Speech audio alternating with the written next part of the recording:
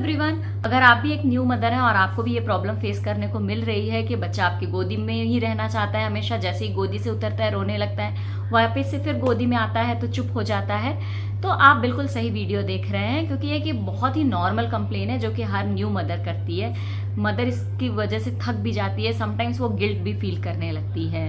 और सबसे खास बात कि ये जो कंप्लेन होती है बच्चों की, ये स्टार्टिंग के जो 3 महीने होती है उसमें सबसे ज्यादा होती है। तो इस प्रॉब्लम को समझने के लिए सबसे पहले हम समझते हैं बच्चे के 9 महीने की जर्नी को। अगर बच्चों के एनवायरनमेंट को हम समझना चाहें तो देखिए, बच्चा मदर की बॉडी के अंदर होता है, उसके मदर की बॉडी के टेम्परेचर की वजह से उसको एक प्रॉपर वार्मथ मिलती रहती है। बहुत तेज आवाज या बहुत तेज लाइट के संपर्क में वो नहीं रहता है। साथ ही साथ जितनी देर वो रहता है वुम्ब के अंदर में, उसको अपने मदर की हार्ट बीट बहुत साफ सुनाई पड़ती रहती है। और साथ ही वो एमनियोटिक फ्लूइड में बिल्कुल जेंटल रॉकिंग मूवमेंट के फॉर्म में रहता है। और ये सारा उसका बहुत ही कंफर्ट जोन है, जहाँ पे वो बहुत कंफर्ट फील करता है, क्योंकि अभी तक वो इसी तरह के सराउंडिंग्स में रहा है। अब इस एनवायरमेंट से कंपेयर करें उसकी डिलीवरी के बाद का एनवायरमेंट, तो अचानक से जब वो बाहर आता है तो जो टेम्परेचर उसके वो अभी तक फील कर रहा था उससे ज़्यादा ठंडी या गर्मी उसको महसूस होना शुरू हो जाती है। साथ ही साथ लाइट और जो आवाज़ें होती हैं वो बहुत तेज़ होती हैं, जितनी अभी तक वो सुनता आता था।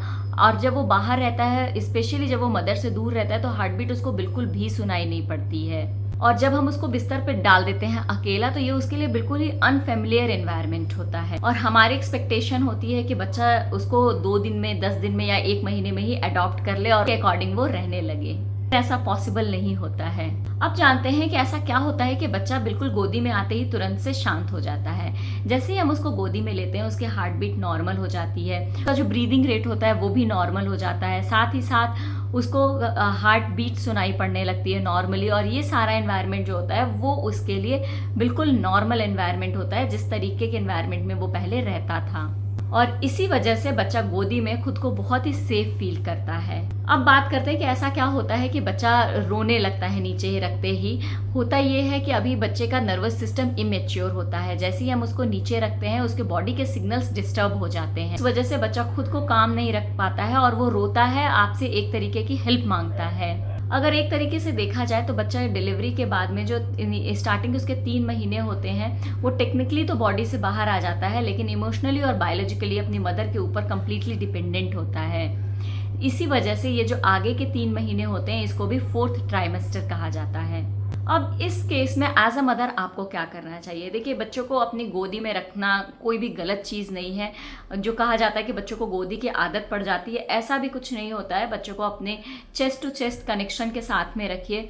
बहुत इंपॉर्टेंट है कि अपनी फैमिली मेम्बर्स और अपने हस्बैंड की इसमें हेल्प लीजिए आप। सबकी बहुत बड़ी परेशानी रहती है कि बहुत ज़्यादा देर तक गोदी में रखने से बच्चे को गोदी की आदत पड़ जाती है, जबकि ऐसा नहीं होता है। बच्चा धीरे धीरे इंडिपेंडेंट होना शुरू होता है 3 महीने के बाद से। तो ये जो 3 महीने होता है, इसमें बच्चा खुद को अडॉप्ट करवाता है एनवायरनमेंट से और कंफर्ट को सीख रहा होता है। या फिर बच्चा बहुत ज़्यादा डिमांडिंग है, तो ये ऐसी कोई बात नहीं है। आप अपने बच्चे को जितना इमोशनली सिक्योर रखेंगे, वो उतना जल्दी डेवलप कर जाएगा या अडॉप्ट कर लेगा एनवायरनमेंट को। और जैसा कि हम सब लोग को पता है कि जैसे 9 मंथ निकल जाते हैं, वैसे ये फेज भी निकल जाता है और सारी चीज़ें नॉर्मलाइज हो जाती हैं। उम्मीद करती हूँ कि ये सारी इन्फॉर्मेशन आपके काम की होगी। अगर आपको पसंद आई होगी तो लाइक करिएगा इस वीडियो को, शेयर करिएगा सारी न्यू मदर्स के साथ में, और इसी तरह की बेबी केयर टिप्स के लिए इस चैनल को सब्सक्राइब ज़रूर करिएगा। मिलती हूँ आपको अपने नेक्स्ट वीडियो में। Till then take care, bye bye.